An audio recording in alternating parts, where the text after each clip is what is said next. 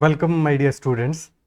In this session, we will be taking up questions of ratio and proportion, average, mixture, and alligation that have appeared in previous years in CMAT examination. So let us start the session. And if you have not already connected with me on Telegram, you can message me on Telegram directly at ADITYAKT, or you can join the Telegram group CATZAT-MBA. So we'll start with ratio questions. Okay. First question is from CMAT 2020. If x is to y is equal to 2:3, 3x plus 2y is to 2x plus 5y का value क्या होगा? ठीक है. Since in any such question, अगर कभी भी ऐसा question exam में आता है, सबसे पहले चेकआउट करो कहीं पे can not be determined option तो नहीं गिवन है. फॉर एग्जांपल कि ऐसा पॉसिबल हो सकता है कि can not be determined option given हो, तो उस केस में हमें कॉशियसली चीज़ों को ध्यान देना पड़ेगा. अदरवाइज हम क्या करेंगे, स्ट्रेट अवे वैल्यू पुट कर देंगे. एक्स इज टू वाई हमें गिवन है 2:3,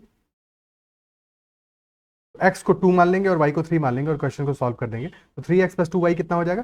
that will B 3 into 2 plus 2 into 3, and that divided by 2x plus 5y, that will be 2 into 2 plus 5 into 3. So numerator will become 3 into 2, that is 6 plus 6 12, and divided by 4 plus 15 which is 19. तो 12 by 19 हमारा straight away answer आ जाएगा. कुछ भी और करने की इसमें ज़रूरत नहीं है किसी भी तरह से.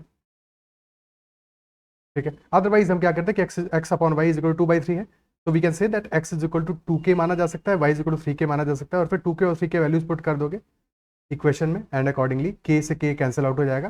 बाकी तुम्हारा आंसर 12/19 आ जाएगा.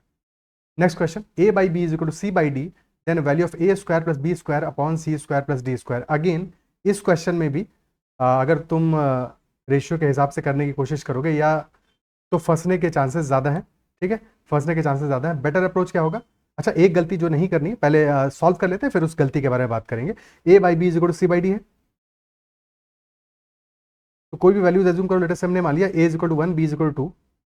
अब c और d के लिए वैल्यू लेटेस्ट से c को भी 2 मान लिया और d को 4 मान लिया, या c को 3 d को 6 मान सकते थे. फिलहाल 1 2 2 4 ये हमने वैल्यूज मान ली. a square plus B square आ जाएगा 1 का square plus 2 square, that divided by 2 square plus 4 square.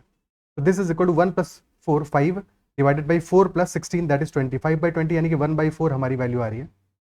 First option है a 1/2, तो clearly not the answer. a plus B upon C plus D, that will be 3/6, that is again 1/2, this is also not correct. c आ रहा है a minus B upon C minus D, which will be -1 upon -2, again 1/2, तो ये भी हमारा answer नहीं होगा. ठीक है. और डी ऑप्शन आ रहा है a b upon C D, so that will be 1 into 2 upon 2 into 4, 2/8, which is yes equal to 1/4. तो ऑप्शन डी अपना आंसर हो जाएगा. क्या बात क्लियर है? ठीक है. Okay. Also we been given that a by B is equal to c by D, so we can say that a square by b square will be equal to c square by d square. So if this is equal to k, तो ये तो k का square आ जाएगा. और फिर अगर हम if a square by b square is equal to c square by d square, तो we can also write that a square plus c square upon b square by d square plus d square भी equal होगा. हालांकि यहाँ पे a square plus b square के बारे में पूछा है, तो सबसे पहले हमें काम करना पड़ेगा a by b is equal to c by d है. ठीक है. So this is also meaning, this also implies that a by c will be equal to b by d. Okay. And let us से this is equal to, इसको कुछ और value मान लेते हैं क्योंकि ये हमने ऑलरेडी लिखा हुआ m मान लेते हैं इसको. तो a square by C square is equal to B square by D square, and that will be equal to m square. And if that is so, तो यहाँ से हमें ये भी कंक्लूड कर सकते हैं कि a square plus B square upon C square plus D square, that will also be equal to m square. Okay. And since a by C is equal to b by D is equal to m, तो a by C into b by D, which is ab upon cd, that will also be equal to m into m, which is equal to m square. तो यहाँ से clearly ये दोनों values हमारी equal आ रही हैं. ठीक है, क्लियर है. और अगर a plus B upon C plus D की बात करें, तो वो वैल्यू हमारी क्या आने वाली है? ठीक है, because a by B was equal to C by D. तो पहली चीज तो ये समझ में आना चाहिए कि यहाँ से हमारा वैल्यू क्या है. If this is equal to k, तो that will also be equal to, ये हमारा k के बराबर ही आएगा. Isn't it so? अगर वैल्यूज पुट करोगे तो उस वैल्यू के अकॉर्डिंग हमें आंसर मिलेगा. ठीक है, क्लियर. बट बेस्ट अप्रोच क्या है ऐसे किसी भी क्वेश्चन में? स्ट्रेट अवे तुम वैल्यूज पुट करो, क्वेश्चन तुम्हारा खत्म हो जाता है. बट ध्यान ये देना है, सिर्फ और सिर्फ ये चीज ध्यान देनी कि C B D can not be determined अगर ऑप्शन है, तो एक बार तुम्हें कॉशियसली चेक करना पड़ेगा. अदरवाइज बिल्कुल भी चेक करने की जरूरत नहीं, वैल्यूज पुट करो, आगे बढ़ो. Next question, if a is 3/2 times of b, b is 3/4 times of c, and d is 1/4 times of c. तो ध्यान ये देना है, a से b पे गए अपन, b से c पे गए, बट देन यहाँ पे डी से सी पे जा रहे हैं, तो उल्टा है, ये चीज ध्यान रखना है। ए बाई डी पूछा है, तो can we say that A by D will be equal to A by B into B by C into C by D. और फर्स्ट एक्सप्रेशन कह रहा है that A by B is equal to 3/2, तो we can directly write that A by B is equal to 3/2, B by C is equal to 3/4।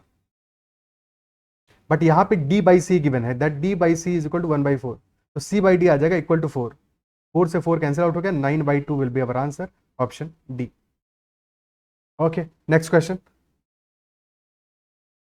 If in June 2020 the ratio of boys to girls in a college was 3:2, तो boys और girls का ratio क्या रहा है college में, 3:2 का।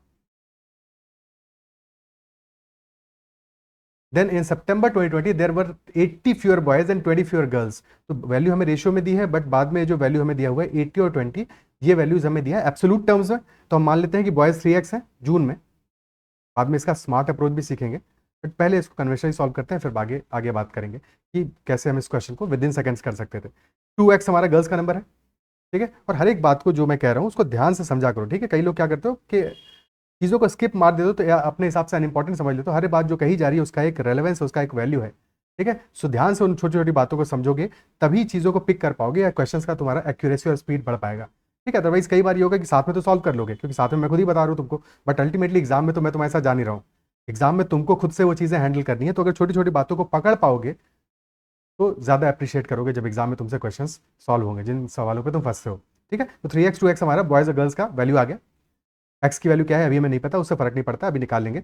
सो 80 fewer boys हैं हमारे सितंबर में, 80 सब्ट्रैक्ट कर दो इसमें से, 20 फ्यूअर गर्ल्स हैं, 20 सब्ट्रैक्ट कर दो गर्ल्स में। नेट में हमारा क्या आ जाएगा, रेशियो आया है 7:5 सितंबर में, सितंबर में। तो कैन वी से कि बॉयज़ है 3x माइनस 80, गर्ल्स है 2x माइनस 20, और ये रेशियो आ रहा है 7/2 का। क्रॉस मल्टीप्लाई कर दो, तो this will be 6x minus 160, that is equal to 7 into 2x 14x minus 140, ठीक है। एक सेकेंड, 6x 7/5 आ रहा था, 2 क्यों लिख दिया मैंने यहाँ, 7/5 था, 15x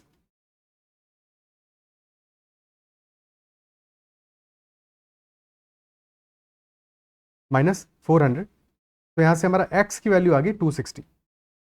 और जैसे ही x 260 आ गया, क्वेश्चन हमसे पूछ क्या रहा है, last line very important, total number of students in the college in June 2020, तो जून में नंबर क्या है, 3x प्लस 2x 5x है, तो 5x will be 5 into 260 which is equal to 1300, okay. Option D answer आ जाएगा। बट ये तो क्या इस क्वेश्चन को सॉल्व करने का एक कन्वेंशनल अप्रोच। बट अगर ऐसा कोई क्वेश्चन आता है एग्जाम में, और स्पेशली जैसे ये क्वेश्चन आया ही है, एग्जाम का क्वेश्चन है, एग्जाम के ऑप्शंस है, तो इस क्वेश्चन को हम कैसे हैंडल करेंगे। सबसे पहली बात इस क्वेश्चन में जो कि हमें पकड़नी है, तो समझ में आनी चाहिए कि इनिशियली हमारा एक नंबर क्या है, इनिशियली हमारा नंबर है 3x और 2x, 3:2 का रेशियो है, फाइनली रेशियो है 7:5 का, यानी कि फाइनली जो हम सितंबर में बात करें तो सितंबर में पॉपुलेशन मल्टीपल ऑफ 12 होगी भाई। 7 अगर बॉयज हैं, 5 गर्ल्स हैं, 7 + 5 12 आ रहा है, यानी कि मल्टीपल ऑफ 12 हमारा नंबर होगा सितंबर में।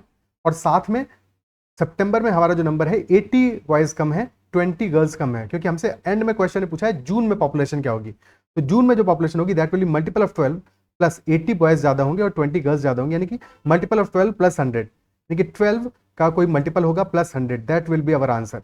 और क्लियरली ऑप्शंस में 1000 हमारा 12 के मल्टीपल से 100 ज्यादा है क्या, ज़्यादा है क्या, बिल्कुल ज़्यादा है, ए ज़्यादा है, ए में ज़्यादा आ रहा है, ठीक है। सो दिस इज 12 के मल्टीपल, यानी 900 से ज़्यादा आ रहा है, तो ए ऑप्शन तो पॉसिबल हो सकता है, इसको होल्ड पे रखते हैं। 1100 क्लियरली आंसर नहीं हो सकता, because 1000 is not a multiple of 12, 1100 not a multiple of 12, और 1300 हो सकता है, तो 1000 1300, यहाँ पे दो ऑप्शन हमारे फंस गए, ठीक है। अब किसी भी एक को चेक कर लो, फॉर एग्जाम्पल हमने ले लिया 1300, तो 1200 रहा होगा जून में, और 1200 में वैल्यू क्या आ गई, 1200 में वैल्यू आ गया हमारा 1x, 3:2 है, 5 यूनिट की वैल्यू 1200 है, तो 3 यूनिट की वैल्यू आ जाएगी कितना, 720, और गर्ल्स आ जाएंगे 480, बॉयज आ जाएंगे 720, गर्ल्स आ जाएंगी 480, और फिर इसमें से 80 सब्ट्रैक्ट कर दोगे, इसमें से 20 सब्ट्रैक्ट कर दोगे, तो this will B 460 and this will B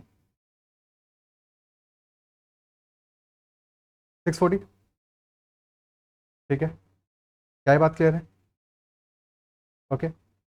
और रेशियो हमारा क्या आ रहा है, ये इसमें कुछ गड़बड़ हो रहा है क्या, एक सेकंड, 1300 टोटल नंबर आ रहा था, हमने ऑप्शन कौन सा लिया है, कौन सा ले लिया, 1200 क्यों ले लिया, 1300 लेना था ना, 1300 लेना था, ये गड़बड़ कर दिया ना, ठीक है। 1300 ऑप्शन लेना है, 1200 गलती से ले लिया, तो 1300 यानी कि 260 आएगा, तो बॉयज़ आ जाएंगे 780 और गर्ल्स आ जाएंगी 520। 520 माइनस 20 इज 500, 780 माइनस 80 इज 700, तो रेशियो आ गया 7:5 का। तो क्लियरली हमारा ऑप्शन डी आंसर है। ठीक है, तो कभी कभी ऐसा होगा कि एग्जाम में हो सकता है तुम्हारा सारे के सारे ऑप्शन एलिमिनेट हो जाए, सिर्फ एक ही ऑप्शन रह जाए, तो वो आंसर हो जाएगा क्लियरली। यहाँ पे 2 ऑप्शन में फंसा मामला, बट स्टिल ये है कि एक ऑप्शन कोई भी ट्राई कर लिया और हमारा सॉल्व हो गया। हालांकि इतना टाइम टेकिंग क्वेश्चन नहीं था, मतलब दोनों ही अप्रोच से ऑलमोस्ट सिमिलर टाइम लग रहा है, बट मेनी टाइम्स एग्जाम में सिर्फ एक ही ऑप्शन तुम्हारा बच जाएगा आंसर में, ऐसे केसेस में। ठीक है, तो ये अप्रोच भी समझना जरूरी है। Next question, 3 numbers x, y and z are in the ratio of 12, 15 and 25। Ratio आ रहा है 12, 15 and 25। Sum of twice of these numbers is 614।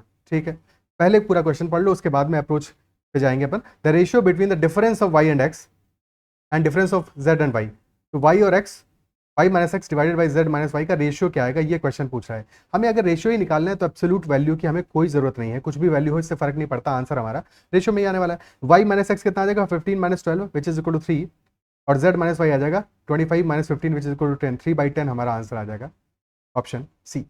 खत्म हो गया सवाल। Okay, next question, the monthly income of Amit and Bharat are in the ratio of 5:4। Amit और भारत का जो मंथली इनकम है that is in the ratio 5:4। ध्यान देना है, मंथली इनकम की बात कर रहा है। ठीक है, their monthly expenses are in the ratio 19:21। Expenses का रेशियो आ रहा है 19:21 का। और फिर नेट में बात कर रहा है their monthly savings are in the ratio 37:18। और हमें पता है कि एक्सपेंस प्लस सेविंग होता है इनकम, या फिर इफेक्टिवली बात करें तो इनकम माइनस एक्सपेंस होता है savings. Okay, then total annual savings की बात कर रहा है। अभी तक मंथली सारी बातें थी, यहां पे बात कर रहा है एनुअल की, यानी monthly multiplied by 12, 12 into monthly savings. उसकी वैल्यू में कितनी गिवन है, 1,32,000। तो क्या यहाँ से मंथली सेविंग निकाल सकते हैं? मंथली सेविंग की वैल्यू क्या आ जाएगी, और दोनों की मिला के दिया है, मंथली सेविंग की वैल्यू आ जाएगी 1,32,000 divided by 12 which is equal to 11,000। Total 11,000 आ जाएगा। और यहाँ पे 37 यूनिट्स है, ए का सेविंग, बी का सेविंग है 18 यूनिट्स, यानी कि टोटल 55 यूनिट्स है। ये सारे यूनिट्स अलग अलग हैं, जो इनकम का रेशियो है उसका यूनिट्स अलग है, एक्सपेंस का रेशियो का यूनिट्स अलग है, सेविंग का रेशियो का यूनिट्स बिल्कुल अलग है। बट हमें ये पता है 55 units is equal to 11,000 rupees. 55 into 2 is 110, यानी कि 200 से मल्टीप्लाई करना है, 1 यूनिट इज इक्वल टू 200। तो यहाँ से हमें सेविंग की वैल्यू मिल गई 7400 is for Amit, and Bharat के लिए दिस इज 3600। 3600। ओके, क्वेश्चन पूछा है अमित की मंथली इनकम क्या होगी, अमित की मंथली इनकम क्या होने वाली है। ठीक है, सो एक अप्रोच ये हो सकता है यहाँ पे कि हम एज्यूम कर रहे हैं, लेट अस से this is 5x and 4x, this is 19y and 12y। ठीक है, या तो ऐसे करके अब रेशियो निकालो, 5x minus 19y upon 4x minus 21y is equal to 7400 upon 3600, या फिर डायरेक्टली रेशियो में डील कर लेते, ये कर सकते थे। या फिर x और y दो अननोन मानने की बजाय, जैसा मैंने बताया है पीछे क्वेश्चंस में, अगर तुमने ध्यान दिया हो कुछ क्वेश्चंस में मैंने बताया कि तुम एक ही रेशियो मान लो। ठीक है, सिर्फ एक में रेशियो मान लो, दूसरे में ना मानो। बट प्रॉब्लम यहाँ पे ये हो जाएगा कि अगर दूसरे में तुम नहीं मान रहे हो, क्योंकि यहाँ पे नीचे हमें एब्सोल्यूट वैल्यूज के बारे में, ठीक है, प्रॉब्लम फंसेगा, वहाँ पे अटकेगा तुम्हारा। ठीक है, सो दैट इज वाई दो मानोगे तो हमेशा ज्यादा बेटर रहेगा। पर मान लो नहीं भी मान रहे हो तो भी हमारा जो एक्स की वैल्यू है वो कुछ फ्रैक्शन फॉर्मेट में आ जाएगी, कोई दिक्कत नहीं है। ठीक है, कुछ फ्रैक्शन फॉर्मेट में हमें एक्स की वैल्यू मिल जाएगी, तो उस तरह से भी सॉल्व कर सकते हो। बट कभी भी ऐसे क्वेश्चन को उस तरह से करने के चक्कर में पड़ोगे तो कैलकुलेशन बहुत टिपिकल हो जाएगा, बिकॉज जो वैल्यूज है तुम ध्यान दो, 19 है, 21 है, 37, 18 है, मल्टीप्लाई करना पड़ेगा इन नंबर्स को आपस में। एक कम्बरसम कैलकुलेशन होगा, मिस्टेक होने का पॉसिबिलिटी बहुत ज़्यादा होगा। और ऐसा जो क्वेश्चन है, क्योंकि यहाँ पे ऑप्शंस गिवन है, हमें बिल्कुल भी ऐसे करने की ज़रूरत नहीं है। तो हम क्या करेंगे इस क्वेश्चन में, कैसे करेंगे, अब समझते हैं कि इस क्वेश्चन को फिर हमें कैसे सॉल्व करना है। ठीक है, देखो हमें ऑप्शंस तो गिवन है, ऑप्शंस तो गिवन है, इजंट इट सो? और हम ऑप्शन से क्या कर सकते हैं, वी नो कि इनकम माइनस एक्सपेंडिचर सेविंग है, इनकम माइनस सेविंग भी तो एक्सपेंडिचर के बराबर होगा, क्योंकि हमें इनकम की वैल्यूज गिवन है, सेविंग की वैल्यूज हमने निकाल ली है, तो इनकम में से सेविंग को सब्ट्रैक्ट कर दें तो हमें एक्सपेंडिचर मिल जाएगा। ठीक है, एक्सपेंडिचर मिल जाएगा, एंड वी नो कि 19 का मल्टीपल होना चाहिए एक्सपेंडिचर किसका, अमित का। अमित का expenditure should be a multiple of 19। तो इनकम माइनस सेविंग करने की कोशिश करते हैं। लेट अस से हमने लिया ऑप्शन ए 12,000। ठीक है, तो 12,000 में से अगर तुम सेविंग को सब्ट्रैक्ट करते हो विच इज 7400, तो एक्सपेंडिचर कितना बचने वाला है, दैट विल बी 7,400 सब्ट्रैक्ट किया तो हमें एक्सपेंडिचर मिल गया 4,600, जो कि डेफिनेटली मल्टीपल ऑफ 19 नहीं है, नहीं है। अब नेक्स्ट ऑप्शन आ रहा है, तो ये तो आंसर नहीं हो सकता। ऑप्शन बी में 3,000 ज्यादा है, तो हमारा जो एक्सपेंडिचर की वैल्यू है वो 3,000 ज्यादा हो जाएगी, यानी 7,600 हो जाएगी, विच इज 19 4 76, यानी कि this is the multiple of 19। तो ये 19 का मल्टीपल आ रहा है, तो क्लियरली ये ऑप्शन हमारा आंसर हो सकता है, पॉसिबल है। 18,000 अगेन 3,000 ऐड करोगे, 8,000 10,600 फिर या फिर 1000 ऐड करते तो 8600, यानी इन दोनों केसेस में हमारा 19 का मल्टीपल नहीं आ रहा है। ये भी चेक करना जरूरी है, जैसे हमने पीछे क्वेश्चन में देखा था कि कभी कभी दो ऑप्शंस तुम्हारे मैच कर सकते हैं। अगर दो मैच करते तो फिर हम भरत के बारे में भी चेक करते, ठीक है, उस केस में हम भरत के बारे में भी चेक करते हैं। हालांकि भरत के बारे में इनकम नहीं दिया हुआ है तो नहीं चेक कर पाते। इन एनी केस मतलब हमें ऑप्शन में दिया होगा ऐसे क्वेश्चन में, क्योंकि ऐसी वैल्यूज दी है तो क्लियरली एग्जामिनर हमसे नहीं चाहता है कि हम बहुत ज्यादा कंबरसम कैलकुलेशन करें, उसने ऐसे ऑप्शन दे के रखे हुए हैं। ऑप्शन बी हमारा यहाँ पे आंसर हो जाएगा। क्या ये बात क्लियर है? अगर ज्यादा फंसाने वाली वैल्यूज होंगी तो फिर चांसेस है कि अमित और भरत दोनों की मंथली इनकम दिया होता, ठीक है, या फिर कुछ और कहानी में ट्विस्ट होता है, कुछ और कंडीशन दिया होता है। क्लियर है? ओके, आगे बढ़ते हैं नेक्स्ट क्वेश्चन पे। 4 sheep farmers rented a pasture. Anil grazed his 24 sheep for 3 months, Bimal 10 sheep for 5 months, Champak 35 sheep for 4 months, and Damodar 21 sheep for 3 months. If Anil's share of rent is rupees 720, so we have to find the total rent of the pasture. Rent of the pasture will be dependent on how many sheep have grazed for how many months. So for Anil, there are 4 persons, Anil, Bimal, okay, this is Bimal, not Bimal, Champak, ये 25 साल के दम वाला बिमल नहीं है, बिमल है, and Damodar. These 4 persons are there. So Anil has 24 sheep. Rent will be dependent on what things? Sheep के proportional होगा, जितनी ज्यादा sheep उतना ज्यादा rent, ठीक है, तो rent will be proportional to sheep. Rent will also be proportional to time. जितना ज्यादा टाइम के लिए ग्रेज करेंगे उतना ज्यादा रेंट, ठीक है, तो दोनों बातों पे डिपेंडेंट होगा, यानी कि sheep into time, that is the important value for us. So for Anil this will be 24 into 3. For Bimal this will be 10 into 5. For Champak this will be 35 into 4. And for Damodar this will be 21 into 3. तो for Anil this value 72 और अनिल का share of rent कितना है? ₹720, यानी कि exactly 10 times है, 10 times है, ठीक है। सो बिमल के लिए कितना आ जाएगा? 10 into 5 is 50, तो 500 आ जाएगा। फॉर चंपक दिस इज 140, तो 1400 आ जाएगा। And for Damodar this is 63, यानी कि 630 आ जाएगा।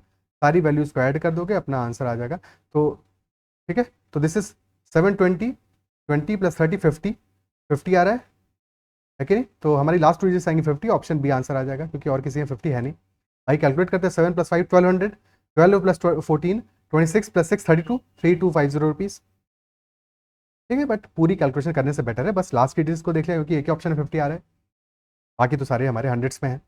Okay, next question. A started a business with ₹50,000। ए ने एक बिजनेस स्टार्ट किया है, कितने से? 50,000। सारी वैल्यूज 10,000 में है, तो 50,000 को 50K लिख देते हैं। And after 3 months B has joined with an investment of ₹60,000। B ने कब ज्वाइन किया? 3 months के बाद में ज्वाइन किया है, ठीक है, 3 months के बाद में ज्वाइन किया, initially for 3 months, for the first 3 months क्या स्टोरी है? सिर्फ अकेला ए ने इन्वेस्ट किया है, बी ने नहीं किया है, बट 3 months के बाद में बी भी अपना इन्वेस्टमेंट कर देता है, और बी इन्वेस्टमेंट करता है 60,000 का, जबकि ए विड्रॉ कर लेता है ₹10,000 आउट ऑफ हिज कैपिटल। कब? सेम टाइम पे, यानी कि इनिशियली 3 months के लिए ए का अमाउंट कितना इन्वेस्टेड है? 50,000, और बाद में 40,000, बिकॉज 10,000 उसने रिमूव कर लिया है। बी 60,000 इन्वेस्ट किया है, और 3 months लेटर, यानी कि 3 months के लिए तो 60,000 रहा है, बट इसके बाद में बी हैज ब्रॉट इन ₹20,000 मोर, यानी कि अब बी का इन्वेस्टमेंट हो गया 80,000। इसके बाद कोई ट्विस्ट नहीं है कहानी में, और टोटल पूरे ईयर के लिए बात कर रहा है। Eight the end of the year what should be the ratio? Eight the end of the year की बात करें, यानी कि ए ने इनिशियल 3 months के लिए 50,000 किया है, तो कितने मंथ्स रह गए? 9 months रह गए, तो 9 months के लिए क्या है? 40,000। अब बी क्योंकि इनिशियल 3 months पे था ही नहीं, ठीक है, और फिर उसके बाद के 3 months में बी ने 60,000 इन्वेस्ट किया था, तो डेफिनेटली अब कितना टाइम बच गया बी के लिए? 6 months एक्स्ट्रा बच गया, जबकि उसने 80,000 इन्वेस्ट किया, यानी कि 20,000 और एडिशनल जो इन्वेस्ट किया है वो 6 months के लिए रहा होगा, ठीक है। सो दिस मल्टीप्लाइड बाई 6 कर दोगे। क्या ये बात समझ में आती है कि ए ने पूरा 12 months का इन्वेस्टमेंट किया है, बी ने 3 months के बाद में किया है, तो टोटल 9 months आना चाहिए। छोटी बात है जिसको ध्यान रखना है, इसको ध्यान नहीं रखोगे क्वेश्चन हो जाएगा गलत। अब स्ट्रेट अवे चीजों को मल्टीप्लाई कर दो, सारी चीजें, क्योंकि 10,000 में है तो तुम्हें कोई रेशियो में फर्क नहीं पड़ता इन सब बातों से, ठीक है। तो 3 into 5 कितना आएगा? 15 आएगा। 10,000 है तो उन चीजों को ऐसे समझो कि जैसे कि हमने रिमूव कर दिया है स्ट्रेट अवे, ठीक है, ठीक है, समझ रहे हो? इसकी जरूरत ही नहीं है हमको, 8 को रिमूव नहीं करना था, 8 खुद से रिमूव हो गया, 8 को लिख देते हैं वापस से, ठीक है। तुमको भी ऐसे ही मान के चलना, कैलकुलेशन अपना आसान बनाओ, वैसे अदरवाइज एक जीरो ही ऐड होगा, बट उतना भी क्यों करना? 3 into 5 15 + 36, यानी कि वैल्यू आ रहा है 51, और यहाँ पे वैल्यू आ रहा है 6 into 3 18 + 48, यानी कि वैल्यू आ रहा है 66, विच इज 17:22। तो हमारा आंसर आ जाएगा 17:22, ऑप्शन सी। कैलकुलेशन को आसान से आसान बनाओ हमेशा, ठीक है, तो सबसे बेटर है। क्लियर? ओके, ठीक है, नेक्स्ट क्वेश्चन करते हैं। तो this is this is ratio का पार्ट, रेशियो वाला पार्ट तो हमारा डन हो गया। अब आगे आता है एवरेज मिक्सचर एलिगेशन वाला पार्ट, उन क्वेश्चंस को डील करते हैं। फर्स्ट क्वेश्चन लेते हैं एवरेज का, from CMAT 2022 examination. The average age of 3 friends is 20 years and their ages are in the proportion 2:3:5. तो 2:3:5 का रेशियो है और एवरेज आ रहा है 20। अब मुझे एक बात बताओ, अगर एवरेज 20 है और ओल्डेस्ट फ्रेंड की एज पूछा है तो ओल्डेस्ट फ्रेंड की एज डेफिनेटली ग्रेटर देन 20 होगा, तो पक्की बात है एवरेज से तो ज़्यादा ही होगा, और एवरेज से ज़्यादा होगा तो ऑप्शन ए अभी तो आंसर नहीं हो सकता है, सी और डी में से कुछ भी हो सकता है। ठीक है, बट इतनी सी बात समझ में आई थी, कभी कभी हो सकता है क्वेश्चन हमारा यहीं पे खत्म हो जाए, कितना बेसिक क्वेश्चन दिया हो। ठीक है, यही पॉसिबल है। कितना सम आ रहा है यहाँ पे 2 + 3 + 5 विच इज 10, तो 10 यूनिट्स डिवाइडेड बाई 3 ये आ रहा है 20, तो 10 यूनिट्स आ गया है 60, और क्वेश्चन पूछा है 5 यूनिट की वैल्यू, तो 5 यूनिट आ जाएगा उसका हाफ 60/2 यानी कि 30 years, 30 years, option C. Clear? Okay, next question, the average of 3 men is 50 years and their ages are in the proportion, कितना ब्यूटीफुल प्रोपोर्शन है, 3:5:7। इसका मतलब क्या होता है, ये तो एक पूरा का पूरा हमारा क्या बन रहा है, एक अरिथमेटिक प्रोग्रेशन बन रहा है, और अगर अरिथमेटिक प्रोग्रेशन है तो एवरेज हमारा क्या है, मिडिल वैल्यू है 5 है, तो 5 की वैल्यू 50 है, 3 की वैल्यू आ जाएगी 30, 5 की 50 है मल्टीप्लाइड बाई 10, तो 3 की आ जाएगी 3 × 10 30, और क्वेश्चन में यंगेस्ट मैन की पूछ रहा है एज, तो दैट विल बी 30 ईयर्स। अब देख सकते हो दो क्वेश्चन हमारे 2022 एग्जामिनेशन में, 2018 एग्जामिनेशन में बिल्कुल एक्जैक्टली सिमिलर क्वेश्चन है, एक्जैक्टली सिमिलर क्वेश्चन है, एक में ओल्डेस्ट के लिए पूछा है, एक में यंगेस्ट के लिए पूछा है, बाकी चीजें कहानी बिल्कुल सेम है। Next question, 5 years ago the average age of A, B, C and D was 45 years.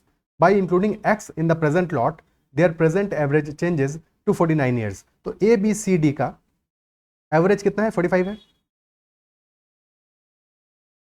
ठीक है, by including X in the lot, average 45 है, by including X in the lot their present average changes to 49 years. ध्यान क्या देना है, यहाँ पे ये कह रहा है 5 years ago की बात कर रहा है, तो अगर 5 years ago इनका एवरेज 45 था तो एट प्रेजेंट एवरेज क्या होगा, एट प्रेजेंट जो एवरेज होगा ये 5 से इंक्रीज कर जाएगा, तो अभी का एवरेज होगा 50, और अगर एवरेज है 50, 4 पर्सन है, तो हमारा सम आ जाएगा 50 × 4 विच इज 200। और अगर हम यहाँ पे एक्स को भी ऐड कर दें, एक्स को भी ऐड कर दें, तो एवरेज आ रहा है 49, और कितने पर्सन है, 5 है, तो 49 × 5 कितना आएगा, दैट विल 250 - 5 यानी कि 245, 200 है, ये 245 हो गया, 45 का एडिशन हुआ है यानी कि x की एज क्लियरली 45 होगा, ऑप्शन बी आंसर आ जाएगा। Very easy, very simple values, that is why हमने स्ट्रेट अवे कैलकुलेशन कर लिया, यहाँ पे शॉर्टकट को नहीं अपनाया हमने, बट शॉर्टकट वाली बात भी समझ लेते हैं। ठीक है, समझ लेते हैं, बिकॉज एग्जाम में कई बार उनकी जरूरत पड़ती है, बट अगर वैल्यूज इतनी सिंपल हो तो कई बार एग्जाम प्रेशर में तुम गलती कर सकते हो, तो बहुत सिंपल वैल्यूज के लिए, स्पेशली ऐसी वैल्यूज के लिए एग्जाम में बिल्कुल भी शॉर्टकट की जरूरत नहीं है, बिकॉज ये अप्रोच ही हमें 10-20 सेकंड में आंसर दे देगा। ठीक है, तुमको ज्यादा टाइम लग सकता है, 30 सेकंड, 40 सेकंड, 1 मिनट लग सकता है, बट बेसिकली ये अप्रोच भी ज्यादा टाइम तुम्हारा, एक्चुअल में शॉर्टकट शायद ज्यादा टाइम ले, अगर हमें वैल्यूज इतनी ज्यादा आसान दी हुई है। ठीक है, कि 50 × 4 करना है, 49 × 5 करना है, और जब भी 49 × 5 कर रहे हो तो क्या करोगे, 50 × 5 करके 5 सब्ट्रैक्ट कर दो, ये ज्यादा इजी कैलकुलेशन होगा इंस्टेड ऑफ 49 × 5 करने के, बाकी जैसे तुम कंफर्टेबल हो। ठीक है, सो ये हमारा क्वेश्चन हो गया ऐसे सॉल्व। बट अगर हम इन जनरल बात करें, शॉर्टकट के हिसाब से बात करें, या एक स्मार्ट अप्रोच के हिसाब से बात करें, तो इनिशियली हमारा एवरेज है 50 का, जबकि 4 पर्सन है। ओके, अब तुमने क्या किया, यहां पे एक और पर्सन को इंक्लूड किया है। अब अगर ये जो नया पर्सन इंक्लूड हुआ है, इनकी एज जो 4 पर्सन की एज है 50 है, अगर ये जो नया पर्सन इंक्लूड हुआ है इसकी भी एज 50 होती, तब तो एवरेज पे कोई चेंज, फर्क नहीं पड़ता, कोई भी फर्क नहीं पड़ता। बट इसकी एज 50 नहीं है, बिकॉज एवरेज हमारा 49 हो गया है, और अगर एवरेज 49 हुआ है, टोटल 5 पर्सन है, और एवरेज में रिडक्शन कितने का आया है, 50 से हो गया है 49, यानी कि रिडक्शन आया है 1 का। और अगर 5 पर्सन के लिए रिडक्शन 1 का आया है, तो सम में रिडक्शन कितने का आया होगा, -5 का। बेसिकली -1 का रिडक्शन आया है 5 पर्सन के लिए, तो -1 × 5 यानी कि 5 का रिडक्शन आया सम में। ठीक है, और ये जो सम में रिडक्शन आया है 5 का, ये किसकी वजह से आया है, ये नए पर्सन की वजह से आया है, नए पर्सन की वजह से आया है। नए पर्सन की जो एज है दैट विल बी 50 - 5। भाई ये तो ऑलरेडी था कहानी, बट एवरेज कम क्यों हुआ, बिकॉज सम में एक रिडक्शन आया, 5 का रिडक्शन आया, यानी कि इसकी एज होगी 50 - 5 विच इज 45 ईयर्स। क्या है बात क्लियर है? ठीक है, तो ऑप्शन बी हमारा आंसर हो जाएगा। Okay, next question, let A, B, C be the ages of 3 persons P, Q and R respectively, where A is less than equal to B and B is less than equal to C and these three are natural numbers, यानी कि सारे के सारे integer होने, positive integer होने।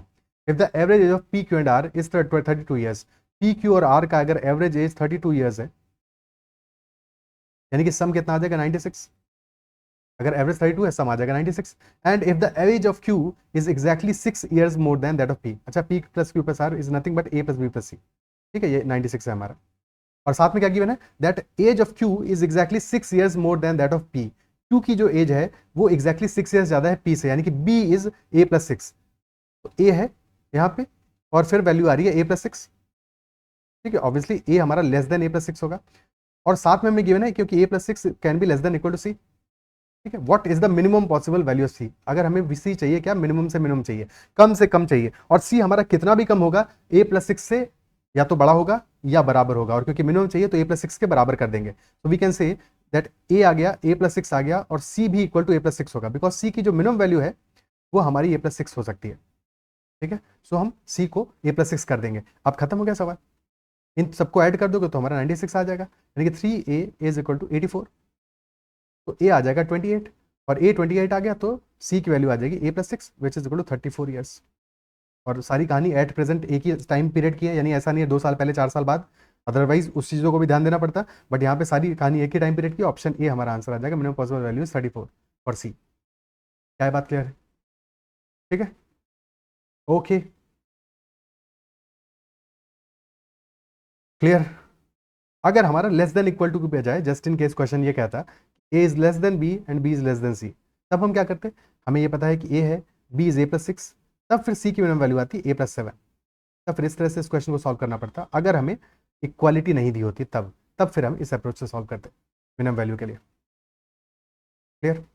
Next question, average of A B and C is 11, तो A B और सी का अगर एवरेज 11 है, एवरेज 11 है यानी कि सम आ जाएगा 33, 3 वैल्यूज है, एवरेज 11 है, 11 into 3 33 आ गया। Average of C D and E is 17, तो C plus D plus E आ जाएगा 17 into 3 यानी कि 51। Average of E and F is 22, तो ई प्लस एफ आ गया हमारा कितना 22 into 2, 2 वैल्यूज है 44 आएगा, और ई प्लस सी आ रहा है कितना, दैट इज 17 into 2 34। अब चाहिए हमको क्या है, A plus B plus C plus D plus C plus F, तो A plus B plus C तो पहली वैल्यू से ही हमें मिला जा रहा है, D plus E plus F को जुगाड़ना है, तो D plus E plus F को जुगाड़ना है, ई प्लस एफ तो यहाँ पे आ रहा है, ठीक है, डी हमें यहाँ पे दिख रहा है, लेकिन सी और ई एक्स्ट्रा दिख रहा है, तो ये जो सी और ई है इसको कैंसिल आउट करेंगे, कहाँ से कैंसिल आउट करेंगे, इससे कैंसिल आउट करेंगे, यानी कि इन सबको ऐड कर दो, इन तीनों को ऐड कर दो और इसको सब्ट्रैक्ट कर दो, इसको सब्ट्रैक्ट कर दो, ठीक है, तो हमें ए प्लस बी प्लस सी यानी कि सारी वैल्यू पूरा सम मिल जाएगा हमें ए से लेके एफ तक का, तो कितना आएगा, this is 33 plus 51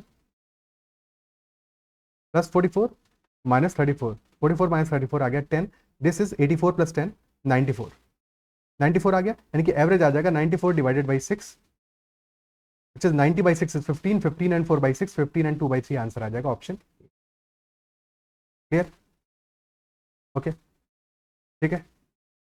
next question, students in our commerce class took a test, average score of men is 70 and that of women is 83, तो मेन का जो एवरेज स्कोर है दैट इज 70, वुमेन का एवरेज स्कोर दैट इज 83, और class average आ रहा है 76, allegation लगा दो स्ट्रेट अवे, रेशियो ही तो चाहिए, एलिगेशन लगा दिया खट से, 83 माइनस 76 आ रहा है 7, 76 माइनस 70 आ रहा है 6, तो रेशियो आ जाएगा 7:6, लेकिन किसका रेशियो है, मेन और वुमेन का रेशियो है, ऑर्डर हमेशा ध्यान रखना, क्वेश्चन कई बार क्या करेगा तुम्हारा वुमेन टू मेन भी चेंज कर सकता है, तो अगर चेंज करेगा 6:7 आंसर आ जाएगा, और लास्ट में देखो दोनों ऑप्शन दी गिवन है, इसलिए ये चीज हमेशा लास्ट में ध्यान रखना है, कभी कभी तुम भी गलती कर सकते हो, पहले 83 लिख दो बाद में 70 लिख दो, तो तुम्हारा भी आंसर 6:7 आ जाएगा, इसीलिए एग्जामिनर ने 6:7 भी दिया हुआ है, तो हमेशा इन चीजों को एग्जाम में डबल चेक जरूर करना है कि तुमने ऑर्डर सही रखा है कि नहीं रखा है, जब भी ऐसे वैल्यूज दिए हो, ठीक है, ऑप्शन सी आंसर आ जाएगा, मेन और वुमेन का रेशियो 7:6 आ जाएगा। Next question, in a batch of 50 students ratio of boys and girls is 4:6, average marks of girls are 60, average marks of the batch is 62, तो गर्ल्स के marks कितने हैं, बॉयज और गर्ल्स का रेशियो गिवन है, तो पहले बॉयज फिर गर्ल्स, ओके, और गर्ल्स के एवरेज मार्क्स दिए हैं 60, बॉयज के एवरेज मार्क्स निकालने हैं, एवरेज है 62, और रेशियो क्या गिवन है, रेशियो है 4:6 का, या सिंप्लीफाई करके आ जाएगा 2:3 का, और क्लियरली यहाँ पे देखो 62 माइनस 60 कितना है, 2 ही आ रहा है। अब ये जो वैल्यू है ध्यान क्या दोगे, हमेशा जो एवरेज वैल्यू आती है average will always be between the two values, तो अगर 60 हमारा लेस देन 62 आ रहा है तो 62 लेस देन आएगा जो बॉयज का एवरेज है, बॉयज का जो एवरेज है, ठीक है, यानी कि बॉयज का एवरेज हमारा 62 से ज्यादा आएगा, कभी भी कंफ्यूज नहीं होना है, एवरेज हमेशा मिडिल वैल्यू रहेगा, बीच का वैल्यू रहेगा, अदरवाइज तुम लोग कंफ्यूज हो जाओगे कई बार कि ऐड करेंगे सब्ट्रैक्ट करेंगे, कुछ लोग होते हो, कभी भी ऐड नहीं होना है, हमेशा जो ओवरऑल एवरेज है that will always be between the two average values, तो 62 हमारा मिडिल में आएगा, 60 छोटा है तो अगला नंबर 62 से बड़ा होगा। और कितना बड़ा होगा, यहाँ पे 2 का डिफरेंस आ रहा है कि नहीं, 60 माइनस 2 सॉरी 60 प्लस 2 इज 62, तो 62 प्लस 3 विल बी 65। तो हमारा बॉयज़ का एवरेज आ जाएगा 65, ऑप्शन डी। Clear, okay. कितने स्टूडेंट्स है बैच में इससे फर्क नहीं पड़ने वाला, रेशियो हमें दिया ही है, रेशियो नहीं दिया होता तो बात अलग थी। Next question, in a company the average salary of the boys is ₹50,000, average salary of all the employees is ₹48,000, 80 boys है, average salary of the girls is ₹40,000, तो नंबर ऑफ गर्ल्स क्वेश्चन पूछ रहा है। ठीक है, अगेन सारी values हमारी कितनी है, थाउजेंड्स में है, 50, 48 और 40। ठीक है, तो बॉयज का एवरेज कितना है 50, गर्ल्स का एवरेज कितना है 40, ओवरऑल एवरेज कितना है 48। तो रेशियो आ जाएगा 48 माइनस 48 आ गया, 50 माइनस 48 2 आ गया, 8:2। ठीक है, और 8 की वैल्यू कितनी है, बॉयज की वैल्यू कितनी है 80, 10 टाइम्स है, तो गर्ल्स की वैल्यू आ जाएगी 2 इंटू 10 यानी कि 20, option C. Clear, okay. Next question, in a company there are 252 engineers in which the ratio of the number of electronics engineers and computer engineers is 2:1। Electronics engineers और computer engineers का जो ratio है that is 2:1। The ratio of the number of electronics engineers and computer engineers becomes 1:1 after recruitment of some more computer engineers। अब देखो question इतना लंबा दिया हुआ है, बट ये क्वेश्चन समझ जाते हो तो बहुत बहुत बहुत आसान, बहुत प्यारा, बहुत सिंपल क्वेश्चन है। ठीक है, तो इनिशियल रेशियो क्या है इलेक्ट्रॉनिक्स और कंप्यूटर इंजीनियर्स का, दैट इज 2:1। बट फाइनली कुछ हमने किनको ऐड किया है, रिक्रूटमेंट ऑफ कंप्यूटर इंजीनियर्स किया है, तो when some computer engineers are recruited तो रेशियो बन जाता है 1:1, यानी कि इक्वल हो जाता है। इक्वल कैसे करोगे, पहले अगर 2 हमारे इलेक्ट्रॉनिक्स इंजीनियर है, 1 कंप्यूटर इंजीनियर है, तो एक और कंप्यूटर इंजीनियर को ऐड कर दो, रेशियो आ जाएगा 2:2 का, यानी 1:1 का। ठीक है, तो बराबर हो गया, फाइनली बराबर हो गया, दोनों बराबर हो गए। ठीक है, कितने हुए टोटल इंजीनियर्स, कितने हुए कंप्यूटर इंजीनियर्स, कितने हुए इलेक्ट्रॉनिक्स इंजीनियर, कितने हुए, इसकी हमें कोई जानने की जरूरत नहीं है। क्वेश्चन क्या कह रहा है, average age of all the engineers is now 22। सारे इंजीनियर्स का एवरेज कितना है 22। ओके, और क्योंकि इक्वल है, जितने इलेक्ट्रॉनिक्स इंजीनियर्स उतने ही कंप्यूटर इंजीनियर्स हैं, और साथ में given average of the computer engineers is 2 years less than average of electronics engineers. तो कंप्यूटर इंजीनियर्स और इलेक्ट्रॉनिक इंजीनियर्स के बीच का डिफरेंस कितना है 2 years का है। और क्योंकि दोनों इक्वल हैं, दोनों इक्वल हैं, तो स्टेट में हमें पता है कि दोनों वैल्यूज के बीच का गैप कितना आएगा, 2 years का गैप है। ठीक है, तो अगर एक वैल्यू हमारी 21 होगी, दूसरी 23 होगी, बिकॉज दोनों इक्वल है ना, 1:1 का रेशियो है। ठीक है, क्योंकि 2 years का ही गैप है, तो 2 years को हमने 2 पार्ट से ब्रेक किया, आधे आधे पार्ट से ब्रेक किया, तो 1 ईयर का गैप आ गया, 22 माइनस 1 किया, 22 प्लस 1 किया। और कंप्यूटर इंजीनियर्स की एज जो है वो 2 years लेस है, यानी कि this will be computer engineers and this will be electronics engineers. तो कंप्यूटर इंजीनियर्स की एज आ गई 21 और इलेक्ट्रॉनिक्स इंजीनियर्स की एज आ गई 23। अब कौन से स्टेटमेंट करेक्ट है, कंप्यूटर इंजीनियर्स की एज आ गई 21 तो ऑप्शन बी करेक्ट है, और इलेक्ट्रॉनिक्स इंजीनियर्स की एज आ गई 23 तो सी करेक्ट है। B and C both are correct, तो ऑप्शन बी आंसर आ जाएगा, ऑप्शन बी फाइनली आंसर आ जाएगा, that is B and C both are correct. Clear है, बस इतना ही इसमें करना था इस क्वेश्चन में, there was that is all about this question. इस क्वेश्चन में कुछ भी और करने की तुमको जरूरत कतई भी नहीं थी। ओके, ठीक है। Next question, a milkman adds 10 liters of water to 90 liters of milk. तो मिल्क ऑलरेडी गिवन है हमें, दैट इज 90 liters। मिल्कमैन क्या करता है मिल्कमैन, बट वाटर मैन होना चाहिए था, क्योंकि ऐड तो वाटर कर रहा है, वो मिल्क तो प्रोक्योर कर रहा है। ठीक है, तो 10 liters ऐड कर दे रहा है उसमें water, and after selling 1/5 of total quantity, 1/5 of total quantity को सेल कर देता है। अगर टोटल क्वांटिटी का 1/5 सेल कर रहा है तो मिल्क भी 1/5 सेल हो जाएगा और वाटर भी 1/5 सेल हो जाएगा। और टोटल क्वांटिटी है कितना 100 liters है, 1/5 यानी कि 20 liters कम हो जाएगा। ठीक है, और 20 liters कम हो रहा है, 1/5 मिल्क का कम होगा यानी कि 18 liters कम हो जाएगा, 1/5 वाटर का कम होगा यानी कि 2 liters कम हो जाएगा। तो अब हमारा मिल्क बचेगा 72 liters। ठीक है, और वाटर बचेगा 8 liters। फिर क्वेश्चन कह रहा है then he adds water equal to the quantity he sold. तो क्वांटिटी सोल्ड कितना है 20 liters, तो 20 liters वो वाटर ऐड कर देगा। इफेक्टिवली 72 liters हमारा मिल्क है और 28 liters वाटर है। रेशियो ही तो पूछ रहा है, proportion of water to milk. ध्यान देना है, क्या ध्यान देना है, वाटर टू मिल्क पूछ रहा है। देखो जो बात हम कर रहे थे कि इस बार रेशियो चेंज किया है, क्या किया है, वाटर टू मिल्क किया है, और हमने जो लिखा है वो मिल्क टू वाटर लिखा है, तो उल्टा हो जाएगा, 28:72 हो जाएगा वाटर टू मिल्क, यानी कि ऑप्शन ए नहीं ऑप्शन बी आंसर होगा। जल्दबाजी में ए मार्क कर दिया, सारी कहानी का कोई मतलब नहीं, आसान सा सवाल चला जाएगा और निगेटिव हो जाएगा। Okay, next question, a vessel has 500 liters of milk, initially 500 liters है, 50 liters of milk is replaced with 50 liters of water in this vessel. ठीक है, यानी कि तुम क्या कर रहे हो, 500 liters मिल्क ऑलरेडी था एंड 50 liters मिल्क इसमें से रिप्लेस किया। 50 liters कितना हुआ 1/10 हुआ, 10% हुआ, 1/10 हुआ, तो 1/10 मिल्क को रिप्लेस कर रहे हो, और रिप्लेस करके वाटर ऐड करो, यानी कि मिल्क कितना बच गया 9/10 बचा। 9/10 बचा, तो जब तुम 1/10 क्वांटिटी को रिप्लेस करते हो तो मिल्क कितना बचा, मिल्क बचा है 9/10। और फिर यही operation, this operation is repeated another 2 more times, this operation is repeated 2 more times additionally. 9/10 बचा है मिल्क इनिशियली, फिर तुमने एक बार किया, again same process was repeated, तो 9/10 बचेगा of the remaining quantity, and then it is repeated 1 more time, so 9/10 फिर से बचेगा। So this will effectively be 9/10 का होल क्यूब, ठीक है, proportion of milk in the overall quantity. So this will be 729/1000। Question पूछा है percentage of milk in the vessel at the end, so this is milk in overall and this is total, ठीक है। So percentage terms में this will be 729/1000 into 100, 2 0 से 2 0 गए, सो 729/10 72.9% आ जाएगा। Otherwise state में यहीं पे दिख रहा है 729, तो क्या ही टेंशन लेना, option B will be the answer, ठीक है, clear, okay.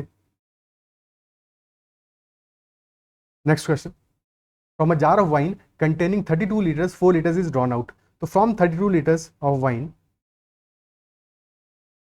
4 liters is drawn out, 4 liters कितना है, that is 12.5% है, या फिर 1/8 है, 1/8 is drawn out, तो if you have drawn out 1/8 of the wine, यानी कि remaining wine will be 7/8, 7/8 will be remaining, and this, then again the jar is filled up with water, same proportion of wine is drawn out, further drawn out 2 more times, यानी कि effective 7/8 into 7/8 into 7/8, 2 more times लिखा है, total 2 times नहीं लिखा है, ध्यान नहीं देना है। तो इनिशियली 1 time ऑलरेडी किया है, 2 more times यानी कि total 3 times will be there.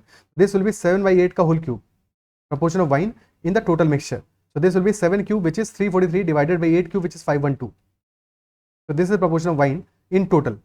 now in this question the question is asking proportion of wine to water, wine to water पूछा है, wine to total पता है हमको, तो wine is 343, तो water will be total minus wine, so 512 minus 343 which will be what, 512 minus 343 आ जाएगा 157 plus 12 169, तो 169 water है, 343 वाइन है। अब लास्ट में वेरी इंपॉर्टेंट रेशियो क्या पूछा है, वाइन टू वाटर, तो 343:169 होगा, इसका ऑपोजिट नहीं होगा, option B will be the answer, clear, okay. So these are all the questions from ratio, proportion, average and mixtures and alligation.